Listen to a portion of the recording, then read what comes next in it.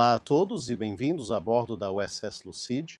Agora, este é um navio que muitos de vocês talvez nunca tenham ouvido falar antes, mas ela é, na verdade, uma nave muito importante e muito interessante do final do período que o canal cobre. Então, o que exatamente é a USS Lucid? Bem, ela na verdade é um navio varredor de minas, então isso pode ter sido uma pista para alguns de vocês que estão olhando ao fundo, porque vocês veem este aviso aqui que todos teriam visto ao embarcar.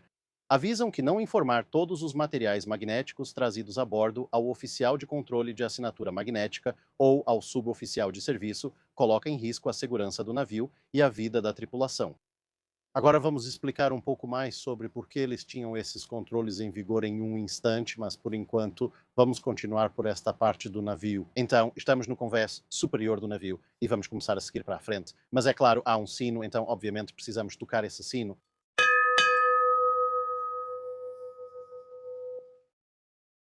Aqui foi onde começamos. Você pode ver a polpa que exploraremos depois, mas ela não é um navio grande. Então, vamos continuar em frente, passando pela superestrutura dianteira. Ainda está um pouco em andamento e vamos sair aqui. Aqui está o convés dianteiro com o armamento mais pesado do navio, este canhão antiaéreo de 40 milímetros. Então, vamos dar uma olhada mais de perto nisso. Certo, então aqui estamos no canhão antiaéreo e antissuperfície de 40 milímetros e você pode estar pensando, espera aí, Jack, você já nos mostrou vários canhões de 40 milímetros em diferentes navios até agora. O que há de tão importante neste aqui? Bem, duas coisas. O fato interessante é que este é um canhão antiaéreo individual de 40 milímetros. Já vimos muitos canhões individuais de 20 milímetros. Já vimos vários canhões de 40 milímetros duplos e quádruplos, mas o canhão individual de 40 milímetros é, na verdade, algo relativamente raro de se encontrar preservado em navios museu. Em parte porque, apesar de muitos canhões Bofors de 40 milímetros individuais em terra, o canhão individual de 40 milímetros no mar era relativamente raro. Mesmo sendo mais caros, pesados e exigindo mais tripulação, os duplos e quádruplos eram mais eficientes no uso do espaço no convés. Pela quantidade de poder de fogo fornecida, eles tendiam a ser instalados em coisas como contratorpedeiros, couraçados, cruzadores e porta-aviões. Enquanto uma peça única só seria instalada se você estivesse com muito pouco espaço ou se estivesse extremamente limitado em peso. Mas, na verdade, o motivo de você ter apenas uma aqui não tem a ver com nenhuma dessas coisas quando se trata do Lucid, e sim com o que o Lucid é como um caça-minas. Então, o motivo pelo qual o Lucid e o restante dos cento e poucos caça-minas da classe foram construídos foi porque os Estados Unidos realmente tinham um monte de caça-minas saindo da Segunda Guerra Mundial, por razões bastante óbvias. No entanto, durante a Guerra da Coreia, quando enviaram caça-minas para lidar com várias minas que os norte-coreanos e seus aliados haviam colocado, os Estados Unidos perderam vários caça-minas em alguns incidentes bastante conhecidos. E, inicialmente, eles ficaram um pouco confusos porque, ok, sim, você perde caça-minas quando eles estão varrendo minas. Essa é a natureza do trabalho, é bastante perigoso. Mas isso foi um número considerável de perdas em um período muito curto de tempo para relativamente poucas minas. Eles logo notaram que o problema era que todos os caça-minas da Segunda Guerra Mundial tinham casco de aço, o que os tornava duráveis e relativamente leves. Mas na Segunda Guerra Mundial, a grande maioria das minas eram minas de contato, então você literalmente as varria com paravanes. Mas quando chegamos aos anos 1950, já existiam minas magnéticas que apareceram na Segunda Guerra Mundial, mas agora são muito mais comuns. Elas também são muito mais sensíveis, então conseguem detectar embarcações muito menores, como por exemplo um caça-minas. Existem minas acústicas de influência por pressão e outros tipos semelhantes. E, portanto, um caça-minas com casco de aço é simplesmente vulnerável demais. Por isso, houve produção emergencial desses navios no início dos anos 1950, já no fim do período tratado no canal. E o navio em que estamos, na verdade, é praticamente todo construído de madeira, porque, claro, a madeira não é magnética. Agora, há algumas partes do navio, como escotilhas e coisas do tipo, o eixo do hélice, o eixo do leme, etc. E essas partes precisam ser feitas de metal, mas você não pode fazê-las de aço comum, porque isso geraria um campo magnético e, obviamente, todo mundo morreria. Por isso, esses navios, mesmo pequenos e com esse armamento pesado, custaram quase o mesmo que um contratorpedeiro normal, não pelo casco de madeira, mas pelos demais equipamentos. Então, escotilhas, cabrestantes, eixos do leme, etc. Tudo isso era feito de metais não magnéticos. Então, há um pouco de aço inoxidável não magnético, mas também uma grande quantidade de bronze. A câmera está atualmente apoiada em um cabrestante que é totalmente feito de bronze, e você pode imaginar que isso é bastante caro. E outras partes, como os eixos do leme, são feitas de uma liga metálica que é uma mistura de níquel e bronze. Mas tudo isso é muito caro em termos de material, muito caro para fabricar, mas tudo isso serve para minimizar a assinatura magnética do navio. Infelizmente, uma das coisas que você não pode fazer de bronze ou aço inoxidável é o cano da arma de um Bofors de 40 milímetros. Apenas esse canhão de 40 milímetros já criava um campo magnético capaz de acionar algumas minas magnéticas sensíveis do início da Guerra Fria. E por isso, toda essa arma embaixo dela tinha uma tripla bobina de cabos de desmagnetização que podiam ser ajustados, porque, obviamente, o cabo de desmagnetização funciona com corrente elétrica passando por ele. Era possível ajustar a corrente para cancelar exatamente a assinatura magnética desse canhão de 40 milímetros. Assim, você podia ter uma quantidade pequena, relativamente falando, de aço magnético a bordo sem disparar essas minas magnéticas. Conforme você se move por áreas do campo magnético da Terra mais fortes ou fracas, precisaria ajustar isso. Então você ajustava isso ao sair do porto, mas quando chegasse a uma área como, por exemplo, a costa da Coreia e estivesse pronto para começar a varredura, teria que verificar novamente se estava perfeitamente zerado. Há outros recursos assim no navio que veremos depois. Mas, por enquanto, nós vamos entrar na superestrutura. Primeiro, porque há muitas coisas interessantes lá dentro, e segundo, porque está muito quente aqui fora. Então, descendo pelo lado de este bordo, você pode ver que há um painel de desmagnetização. Isso vai até os cabos de desmagnetização que mencionei anteriormente. Este é o armário de armas leves, com uma metralhadora calibre .50 apoiada, pois duas metralhadoras calibre .50 compõem o restante do armamento do navio. E então, aqui descendo um pouco, isso é o que vale como paiol do navio. Como você pode ver, tem algumas granadas, várias caixas de munição, e basicamente é isso no que diz respeito a este navio. Este é o paiol principal, acima do convés e feito de madeira. Colocá-lo mais embaixo não ajudaria muito. E, bem, ele tem uma porta de aço, eu acho. Mas mesmo essa concentração relativamente pequena de munição significa que, como este é um navio de madeira, realmente foi necessário colocar um pilar de suporte especial embaixo para evitar que o convés desabasse. Veremos isso conforme avançarmos no navio, pois acabamos de sair. E aqui estamos no lado estibordo do navio. E antes de continuarmos entrando, pensei em vir até a popa aqui. E você pode ver que temos alguns flutuadores de paravana tradicionais, então temos um ali. E temos um aqui. Então, só porque há minas acústicas, magnéticas e de influência, não quer dizer que não existam as tradicionais minas de contato. Ainda faria a varredura tradicional de minas. E aí você tem esses dois braços de guindaste. Um aqui e outro aqui. E esses dois não seriam usados apenas para estender os cabos dos paravanes, mas também serviriam para suportar um dispositivo especial contra minas magnéticas, que veremos em um minuto. Então, agora entrando pelo convés de popa, como você pode ver, tudo isso foi restaurado com muito carinho. Aqui fica a cozinha do navio que ainda está em uso até hoje.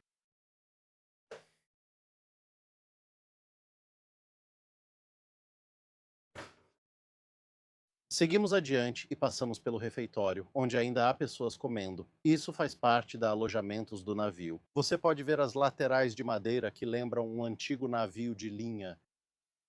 E os beliches regulares ficavam na proa, então tudo vai se estreitando. Mas como você pode ver nessas fotos, nem sempre foi assim. Lucid foi desativada e vendida, mas depois não foi particularmente bem cuidada. Tenho outras fotos aqui como esta.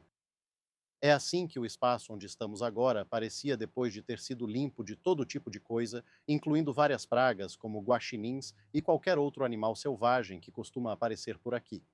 Aqui fica uma banheira de hidromassagem instalada pelos antigos proprietários, o que, como você pode imaginar, não beneficiou o navio. Esta escotilha aqui é, esta escotilha, sim, e como você pode ver, a banheira de hidromassagem agora foi removida para dar lugar a alojamentos da tripulação mais fiéis ao original. Então, se continuarmos avançando, aqui está o nosso motor do cabrestante. Então, estamos indo direto para a proa e aqui em cima ficam só os estoques gerais, estamos na proa. Ali tem uma pequena escotilha ali e vários suprimentos especiais que você pode precisar ao operar um navio. Agora, ainda estamos no alojamento da proa, mas o que precisamos prestar atenção agora é nesta coisinha aqui. O que é essa pequena escotilha? Quando o navio foi construído, lembre-se de que ele existe há muito tempo. Ela foi construída inicialmente com sonar fixo no casco para detectar minas, mas depois foi equipado um sonar de imersão mais avançado. E então o antigo sonar fixo foi removido. E depois, se olharmos para baixo através das aberturas, sim, é mesmo água lá embaixo. E era ali que ficava o antigo sonar de imersão. Quando o navio estava em movimento, uma placa de aço cobria aquilo para evitar respingos. Como o navio está em restauração, a placa de aço foi retirada enquanto estamos parados. Voltando pelos banheiros do navio, eles já estão quase completamente restaurados agora. Uma pequena lavanderia. Só tem umas 2 máquinas de lavar ali. Para o refeitório do navio. E basicamente demos a volta e estamos onde estávamos antes. Literalmente, a única outra parte dessa superestrutura na popa ou no nível do convés de bombordo é esta seção, a sala dos oficiais, e alguns alojamentos correspondentes do outro lado.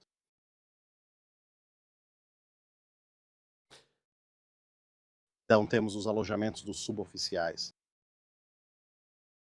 Temos a seção médica. Eu não chamaria isso realmente de enfermaria, quer dizer, está rotulado como enfermaria, mas você não vai ficar deitado aqui, vai? Aqui você recebe tratamento, mas precisa se recuperar em outro lugar, sozinho. E então estamos de volta lá fora. Então podemos subir ou descer, mas como a parte de baixo ainda está em reforma, como você provavelmente pode ver, vamos subir novamente. Então aqui estamos nós, com vista para a proa. Subimos um convés. Veja, ali estão o canhão de 40 milímetros e o cabrestante de bronze que mencionei. E isto é, claro, o nível da ponte. Então vamos dar a volta por aqui. Há alguns refletores. Entre novamente. Então este é o centro de comando e controle do navio. E novamente, como você pode ver, tudo aqui precisa ser feito de aço não magnético, bronze ou latão. Então, todos os instrumentos do navio aqui e todos os controles são feitos desses materiais. E para as pessoas que talvez tenham servido em uma dessas embarcações, algumas coisas aqui podem parecer um pouco diferentes, porque com o tempo, à medida que esses navios eram usados, coisas quebravam, coisas eram substituídas. Você pode ter tido controles diferentes aqui, mas estes são novos não magnéticos que foram colocados no lugar. E para te dar uma ideia de quanto trabalho isso deu, aqui está uma foto de como essa área costumava ser depois que tiraram os guaxinins e o lixo. E sim, a mesa não veio com o navio. A mesa foi trazida pelos primeiros voluntários, então era só isso que eles tinham para trabalhar. E esse é exatamente o mesmo ângulo hoje em dia. Então, eles não só tiveram que encontrar todos os controles de vários outros navios semelhantes, mas também até mesmo as vigias e toda a pintura, tudo isso teve que ser adquirido e toda a fiação teve que ser refeita. E a única coisa que está diferente entre este navio agora e como ele era quando estava em serviço ativo são essas linhas vermelhas que fazem parte de um sistema completo de supressão de incêndio e sprinklers. E isso é simplesmente porque, bem, este navio é feito de madeira. E graças a isso, bem, por não serem magnéticos, poucos foram perdidos em ação inimiga, mas isso também significou que eles realmente perderam mais desses navios por incêndio do que por qualquer tipo de ação inimiga. E então, obviamente, como um navio museu, depois de tanto trabalho, eles instalaram um sistema de supressão de incêndio só para garantir que ele não pegue fogo de novo do nada. Atrás da ponte de comando está a sala de cartas náuticas. Você tinha o sistema de navegação estimada, um avanço em relação ao usado na maioria dos navios da Segunda Guerra Mundial. Você tem a seção de sonar e radar.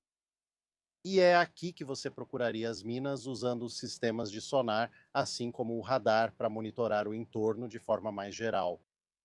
E essa sala não existia quando o navio foi originalmente construído, mas é uma mudança autêntica em relação à forma como o navio foi projetado. Tenho aqui alguns planos originais dos construtores. Este é o caça-minas classe AM 421.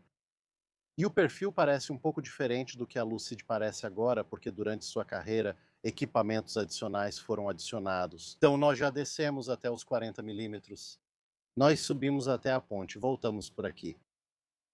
Então é aí que ficava a sala de cartas. Mas agora, aqui, você pode ver que originalmente tudo isso era aberto e depois tudo isso foi construído e ampliado. Estamos mais ou menos por aqui em algum lugar. Sim, este é o mastro original do navio. Se dermos a volta, lá está ele. Como pode ver, não está mais do lado de fora, agora está dentro. Então, esse espaço, embora seja autêntico ao navio em serviço, não é autêntico ao navio como ele foi originalmente construído. E como eles estão tentando restaurar o navio para o layout dos anos 1950, eles vão usar esse espaço como uma área de exposição geral em vez de qualquer outra coisa. Agora você vai notar alguns flutuadores que agora estão na popa.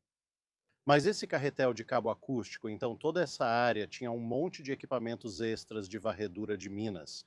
E ainda podemos ver um pouco disso se a gente sair lá fora aqui. Então aqui estamos ao lado da chaminé do navio que vem da casa de máquinas. E essas coisas são boias especiais. Agora, obviamente, não há muita coisa particularmente única sobre elas, além do fato de serem vagamente em forma de cone. A ideia é que há muitas delas a bordo. Ao cumprir missões de varredura de minas, a menos que haja pontos de referência muito específicos, como quando se está bem perto da costa, antes do GPS era difícil saber exatamente onde você estava em relação ao local anterior. Agora você tem o sistema de navegação inercial, mas ele não é preciso o bastante para fornecer coordenadas exatas. Então, a ideia era que, se você estivesse varrendo um campo minado onde realmente precisava de conjuntos muito exatos de coordenadas, você começaria e diria: certo, vamos jogar um desses no mar e ele vai ficar flutuando ali. Agora você tem um ponto de referência e navega pelo caminho que deseja varrer durante o primeiro trecho de varredura de minas, então coloca outra boia. Agora, com 2 pontos de referência, você pode fazer o que alguns chamam de cortar a grama, vai e volta repetidamente, como os alienígenas no Pac-Man. E você poderia soltar mais dessas boias e isso mostraria não só por onde você já passou, mas também para onde precisa ir em relação a essas boias. O que é, claro, muito importante, não só para a sua própria segurança, sabendo quais partes do mar você já vasculhou e quais ainda não, mas também muito importante para a segurança dos navios para os quais você estava tornando o mar seguro. Porque isso significava que você sabia que tinha limpado toda a sua área em vez de sobrepor uma região que talvez já tivesse vasculhado e assim deixar passar algum lugar que achava que já tinha verificado, mas na verdade não tinha, onde poderia muito bem haver uma mina. Agora, mais equipamentos de varredura de minas aqui. Qualquer curva.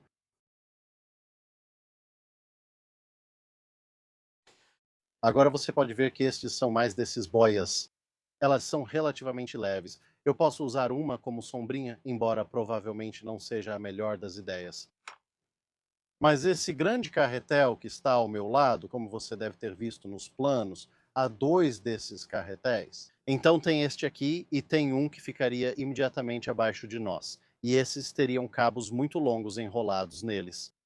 E um deles seria um carretel de gerador de ruído. Para minas acústicas, o navio foi projetado para operar de forma muito silenciosa. Um cabo seria desenrolado com emissores de ruído na ponta e ao longo dele. Você atravessaria o campo minado, ativaria os dispositivos e as minas explodiriam com segurança atrás de você. O outro cabo, parecido, mas com outra função, teria bobinas de indução magnética em vez de emissores acústicos e receberia energia dos geradores do navio, por isso precisava estar ligado a ele. E então, uma vez que você fornecesse essa eletricidade, estaria produzindo pulsos magnéticos que, com sorte, detonariam as minas magnéticas novamente bem longe do navio. Esses pulsos mudariam em força, intensidade e duração, já que algumas minas magnéticas teriam recursos anti-violação para evitar detonação com pulsos muito rápidos, pois isso indicaria uma isca. Então não seria simplesmente uma questão de pulso, pulso, pulso, mas sim algo como aqui está um pulso fraco e rápido. Agora aqui está um pulso forte e longo, um pulso curto e forte, um campo longo de baixa intensidade e assim por diante. Então, tudo era muito, muito sofisticado, muito mais sofisticado do que a maioria das varreduras de minas da Segunda Guerra Mundial, que, embora incrivelmente perigosas, ainda consistiam em grande parte nos antigos paravanas tentando cortar os cabos de amarração das minas. Certo, e agora estamos um nível acima da ponte fechada, agora estamos na ponte de navegação. E esta é uma área que ainda está sob certo grau de conservação. Então, girando você, aqui vamos nós.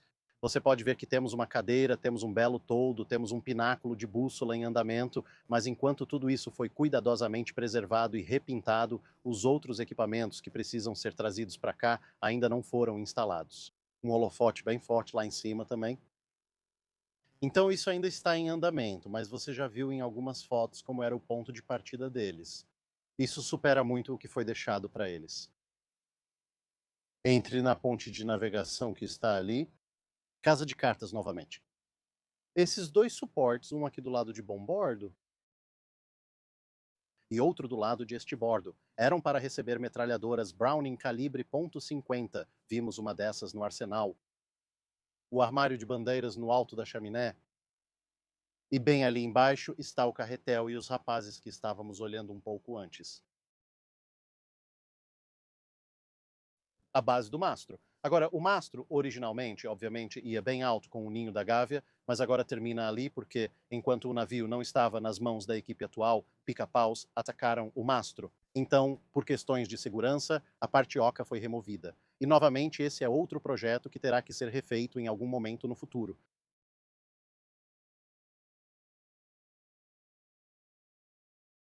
Mas seguindo por aqui, há outra característica interessante nesta área de abrigo. Então, além de ter o abrigo para ajudar a manter os mapas secos e um pouco de café, porque, claro, você sempre precisa de café, mas há dois beliches. Agora, por que há dois beliches aqui? Bem, é muito simples, porque estamos no alto. Quero dizer, este navio está consideravelmente abaixo de cerca de 60 metros, mas como você pode ver, estamos bem acima da linha d'água. Combine isso com o fato de que, como dissemos, como um caça-minas, já existem minas de contato ou ainda há minas de contato por aí. Ainda existem minas de contato por aí que você realmente não quer atingir? Você fica em uma situação em que o navio tem calado muito raso. O máximo carregado é cerca de 3 metros, mas agora está em cerca de 1,5 metro. E com uma altura acima da linha d'água assim, dá para imaginar que essas coisas ficam bem agitadas no mar. Não há muito o que você possa fazer sobre isso, mas se o tempo estiver realmente ruim, não só o navio vai balançar e rolar como uma rolha, mas também vai ser extremamente perigoso descer qualquer uma das escadas e coisas do tipo do lado de fora, como a que acabamos de subir para nos abrigar. Então, se você estivesse aqui em cima e estivesse comandando o navio ou ajudando a comandar o navio, e de repente ficou muito claro que, bem, o tempo piorou muito, você provavelmente precisaria se abrigar nesta cabine de sinais por um longo período de tempo. Tão longo, na verdade, que, como eu disse, há alguns beliches aqui para você tirar alguns cochilos. Não estou sozinho, a tripulação do navio está comigo. Um curador de coraçado também está fazendo vídeos próprios. Estamos espionando ele. Agora, eu não mostrei muito do convés de ré e da popa, e isso é simplesmente porque, no momento, é meio que uma oficina ao ar livre, porque, claro, o trabalho ainda está em andamento para restaurar o navio do seu estado anteriormente depenado. Mas enquanto o pessoal está trabalhando lá em cima, eu posso mostrar como é aqui embaixo. Você poderia facilmente confundir essa área com um navio de linha ao observar os joelhos de madeira, por exemplo. Então, tudo isso está passando por uma restauração considerável. Ainda existem escotilhas e partes de metal, mas a maior parte do navio é de madeira. Você pode ver aqui, por exemplo, aqui embaixo, onde ainda não foi totalmente pintado. Toda essa estrutura é original do navio. Estamos bem embaixo da popa do navio neste momento. Então, se você olhar para cima,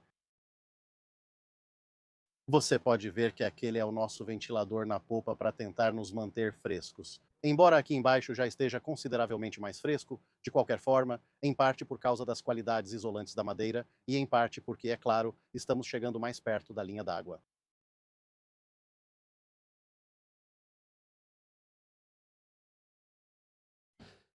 Então, enquanto seguimos nessa direção, estamos indo para a popa e para a área do leme. Então, este é um dos eixos do leme originais. Como você pode ver, isso é feito dessa liga de níquel-bronze descendo para onde o leme seria instalado. E haveria vários sistemas hidráulicos para ajudar a operar os lemes e outro aqui que foi removido quando o navio estava sendo desmontado, mas eles têm outro chegando.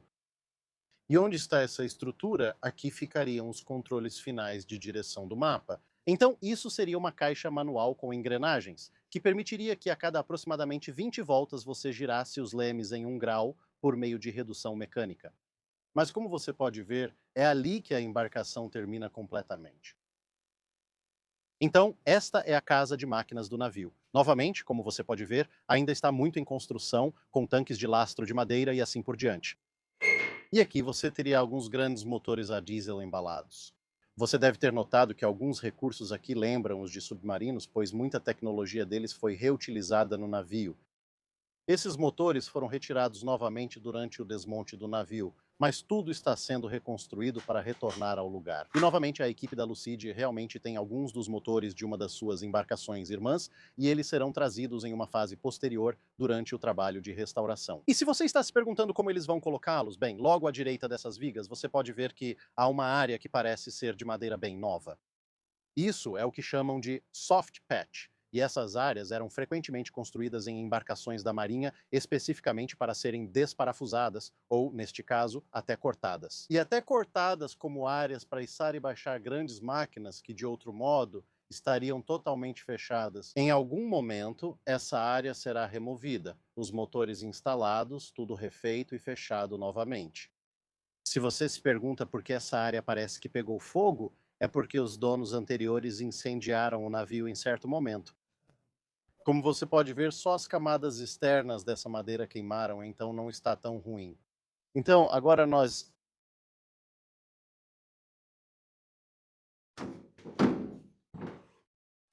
passamos por isso de novo.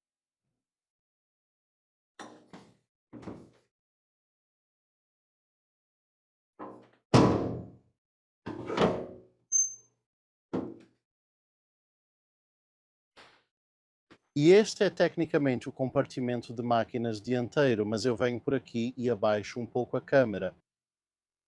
Você vê essas plataformas onde ficavam os geradores que forneciam energia ao navio, principalmente para o cabo antimagnético de Minas citado, além de outras partes e peças. Então, novamente, tudo isso está atualmente em restauração.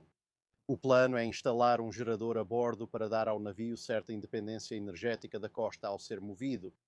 Mas isso aqui vai se tornar principalmente uma sala de aula e um espaço de aprendizado, o que vai ser bem legal, porque na verdade acho que este é provavelmente um dos maiores compartimentos do navio e, como um destaque, você pode ver aqui, estes são os joelhos. Vimos que eles foram pintados em todo o resto do navio, mas neste local decidiram remover toda a pintura e isso te dá a chance de ver exatamente como eles são. Veja que todos os parafusos de bronze mantêm tudo junto e não são magnéticos. Em vez de sair procurando pedaços de madeira em formatos específicos, já que não precisam suportar canhões de 32 libras, bem acima essas são tiras laminadas de carvalho. Isso encerra a nossa visita à Lucid com alguns pontos a destacar. Primeiro, você deve ter percebido que fomos a quase todos os lugares do navio. Tem um ou dois compartimentos que deixamos de lado, mas fora isso, você já viu praticamente tudo o que há no navio. Isso não é o que o canal costuma fazer. Geralmente dizemos, venha ver o navio, mostraremos os convéses superiores e depois o restante.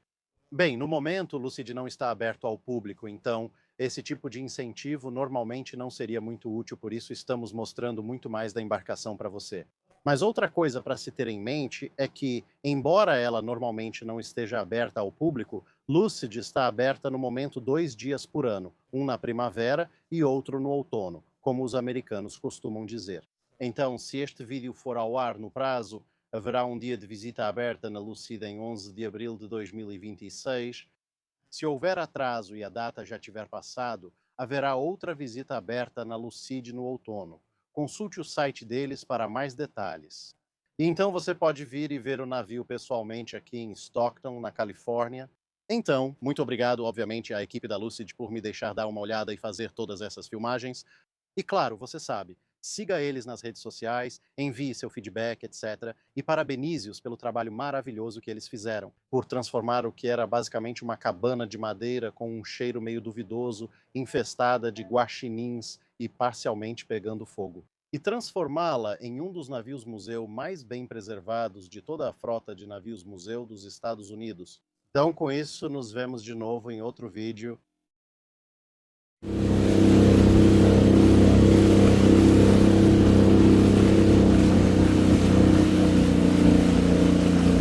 Isso é tudo neste vídeo. Obrigado por assistir. Se você tiver um comentário ou sugestão de navio para analisarmos, deixe nos comentários abaixo. Comente no post fixado para dúvidas sobre o dique seco.